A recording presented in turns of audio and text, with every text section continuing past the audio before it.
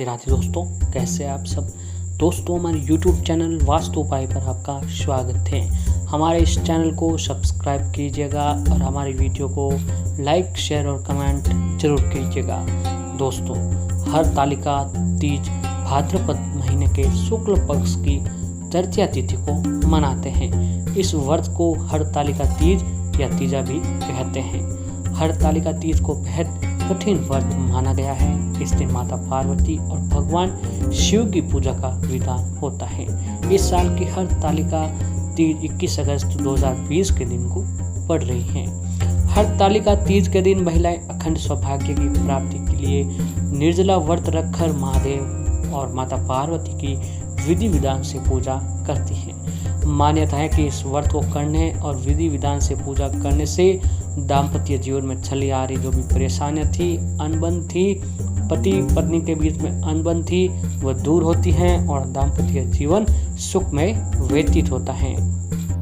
हरतालिका तीज का दिन दोस्तों माता पार्वती और भोलेनाथ के पुनः मिलन के उपलक्ष्य में मनाया जाता है।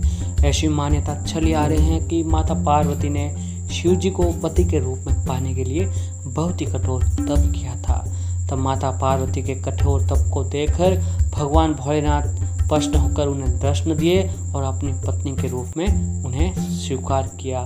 तभी से अच्छे पति की कामना और लंबी आयु के लिए इस व्रत को रखा जाता है। हरतालिका तीज व्रत में माता पार्वती और भगवान शिव की विधि विधान से पूजा की जाती है। हरतालिका तीज व्रत के दिन रात्रि जागरण अवश्य करना चाहिए। इस दौरान रात में भजन कीर्तन करना शुभ माना जाता है और पूजा के दौरान सुहाग की पिटारी में श्रृंगार का सामान रखकर माता पार्वती को उसे ही चढ़ाना चाहिए। भगवान शिव की भी इस दिन विशेष पूजा आराधना आपको करनी चाहिए। भगवान शिव जी को धोती और अगोचर अर्पित करना चाहिए। फिर पूजा के बाद सुहाग की सामग्री को मंदिर या किसी गरीब को दान में कर देना चाहिए। ऐसे दोस्तों, इस हरतालिका तीज पर अगर हम कुछ शास्त्रों में बताए गए कुछ विशेष उपाय करते हैं तो दोस्तों भगवान भोलेनाथ, माता पार्वती जी हमारे जीवन में जो भी परेशानियां चली आ रही हैं वो परेशानियां पल भर में ख़त्म करते हैं और हमारी जो भी इच्छा है, मनोकामना है वो बहुत ही जल्द पूर्ण करते हैं। क्योंकि दोस्तों शास्त्रों में कुछ ऐसे दिन बताए गए हैं जिस दिन कुछ उपाय करने मात्र से ही हमारे सारे काम बनने लगते हैं। दोस्तों, आपने बहुत से लोग ऐसे देखे होंगे जो रात दिन कड़ी मेहनत करते हैं लेकिन उसके बावजूद भी उन्हें सफलता नहीं मिल पाती है। वह रात दिन मेहनत करके ही उनकी मेहनत का उन्हें पूरा फल नहीं मिलता है, जिसके कारण वह बहुत ही परेशान रहने लगते हैं। कामकाज में सफलता न मिल पाने के कारण उनके घर परिवार में हमेशा क्लेश होता रहता है। इस वजह से न केवल व्यक्ति बल्कि परिवार वालों को भी परेशानी का सामना करना पड़ता है। आपको बता दें कि दोस्तों इन सब का कारण वास्तु दोष भी हो सकता है। सबसे बड़ी ये बात है कि अपनी इस दिनचर्या से परेशान होकर व्यक्ति ऐसा काम भी कर बैठता है जो किसी बड़ी परेशानी का भी सबक बन जाती है। तो इससे बचने के लिए दोस्तों व्यक्ति को घर से कुछ कामों को करते समय वास्तु की बातों का अवश्य ही ध्यान रखना चाहिए। और दोस्तों शास्त्रों में बताया गया है कि पुराने समय में से भी कुछ शास्त्रों में कुछ विशेष दिन बताए गए हैं। उन दिन कुछ उपाय करने से या प्रयोग करने से या टोटका करने से दोस्तों हमारी जो भी परेशानियां थी वह ख़त्म होने लगती है। दोस्तों ये उपाय इतने कारगर होते हैं और ऊपर से इन विशेष दिनों में अगर किया जाए तो जीवन में जो भी परेशानियां होती हैं पल भर में ख़त्म होने लगती है और हमारे ऊपर भगवान का आशीर्वाद हमेशा बना रहता है। तो आइए दोस्तों, आप जानते हैं हरतालिका तीज पर हमें कौन से उपाय करने चाहिए।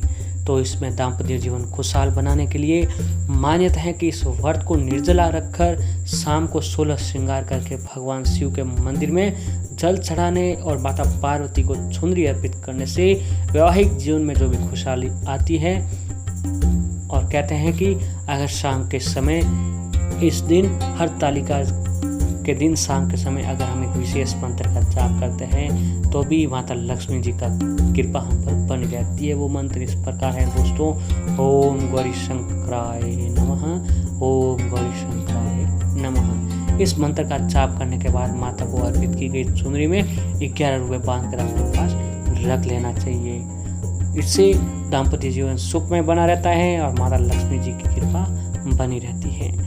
और मान्यता ये भी है कि हरतालिका तीज के दिन भगवान शिव और माता पार्वती की पूजा के बाद माता पार्वती को खीर का भोग अवश्य लगाना चाहिए।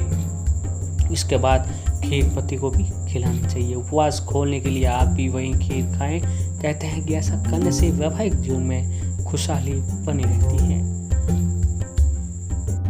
और दोस्तों, हरतालिका तीज की शाम को समय शिव पार्वती के मंदिर में जाकर पूजा करें और उनकी विधि विधान से पूजा करें, उनका ध्यान करें और वहाँ पर शुद्ध घी के 11 दीपक अवश्य लगाएं। इस उपाय को करने से कुंवारी लड़कियों को मनचाहा जीवन साथी मिल सकता है और जो भी परेशानियां थी उनसे हमें निजात मिल सकती है।